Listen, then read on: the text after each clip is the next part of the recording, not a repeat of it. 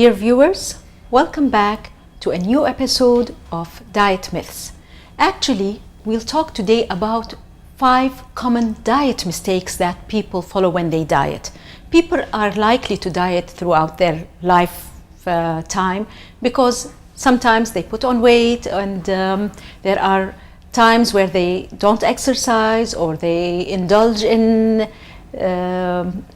fatty food or sweet food in occasions, New Year, Christmas, feasts. So they put on weight and they're likely to diet. And this is acceptable. But one of the common mistakes is going or relying on crash diets. And crash diets, by definition, mean that they go on a short-term diet, very low in calories, and probably it's only a single item kind of diet, and it's likely to be unbalanced. So that's one of the things that they should not do. It's likely to be unbalanced. It's likely to cause cognitive decline. That is, they don't focus a lot.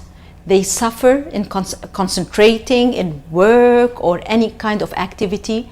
They're likely to lose muscle weight, which is not very healthy because this will not help them lose weight in the future.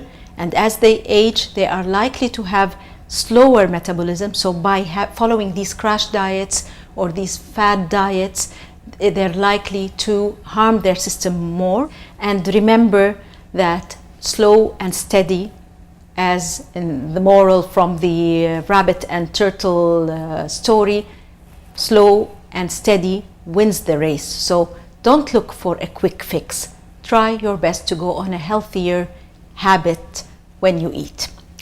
The second diet mistake that people tend to do is skipping breakfast. Eating breakfast is just one positive habit that can support but not replace an overall weight loss effort. It's the total effort that counts most of weight loss, including daily modest calorie reduction, daily walking, sound sleep, and stress management. The timing and calorie and nutrient content is also important, as well as an individual's personal daily schedule. There are 2 things you should know about the breakfast. First, timing isn't as important as you think. You don't need to eat immediately after you wake up. Your metabolism won't be harmed. Eating an early breakfast means you are creating a bigger eating window, which might lead to more fat storage and more health problems. If you eat your first meal at 7 o'clock in the morning and eat a late night snack at 10 o'clock, that's 15 hours of eating, which might be more than your body wants. Not one meal is more important than any other. What matters most is total calorie intake and food selection. Think salad versus the Big Mac and how much time you spend eating each day. So, if you don't love breakfast, skip it. If you do, enjoy your morning meal. Skipping breakfast, although it's controversial, some claim that no, it's not very important to have breakfast, but research has shown that if you eat breakfast, you're likely to eat less during the day, especially if you have a healthy breakfast. And a healthy breakfast can have fruits, can have dairy products, some proteins. Try your best not to have fried proteins. So for example, have a boiled egg rather than fried eggs. Try not to have the beef bacon, fried beef bacon. Try to have low-fat cheese, for example. So choose your proteins. Try not to have them very high in fat.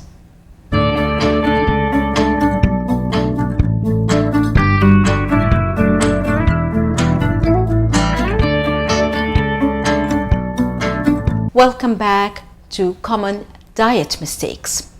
We've talked about 2 previously, and now we'll talk about another one that people fall into repeatedly. They lose track of snacks they eat. People, when we see patients or clients and we ask them about their food intake, they're likely to drop off the snacks, not because they don't want to share the knowledge, but because they tend to forget what they've eaten. So it's always better to keep track of what you're eating. You visit an office, you're offered a biscuit, you're offered tea or coffee, and you have it, and then you're having a snack. You go to the movies, you buy popcorn, for example, that's another snack. You watch TV, you may munch on nuts, or you may munch on potato chips or crisps, so that's another snack.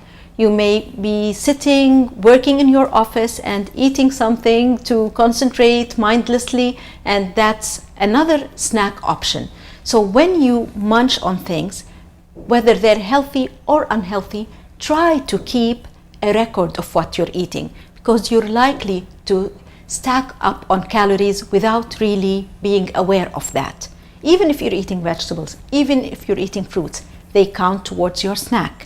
There's another food or diet mistake. It's not snacking at all. Now, I've said you should monitor what you're eating, but this doesn't mean you have to skip snacks altogether. And this depends actually on the person, because each person reacts differently to food. Some people don't feel hungry, so yes, they do not need a snack. It's not a must. But if you feel hungry, or you stay long hours without food, and if you don't snack, you're likely to eat a bigger meal after that, then maybe it is a wise idea to snack on things. So if you have 3 meals and 2 snacks a day, or 3 meals and 3 snacks a day, that's fair enough. But when you snack, then you have to think sensibly of what kind of snack you're having. You can have vegetables, you can have a fruit, you may have a biscuit sometimes, you may have a coffee, even with the cream. As long as you're really careful about what you're eating, then it's healthy to snack.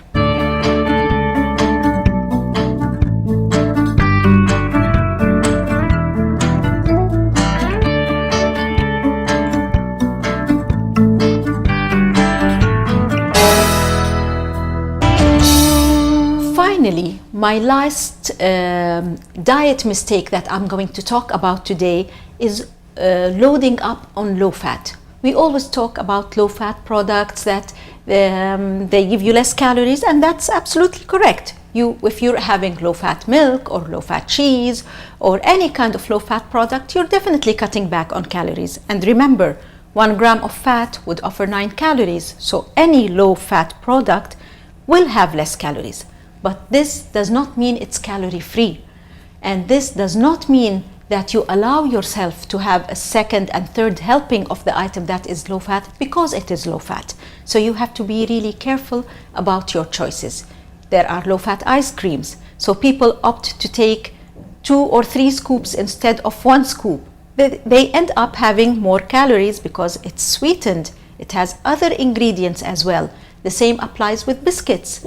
I have clients who say they eat half the packet of biscuits, like 12 pieces of biscuits per serving, because it's low fat.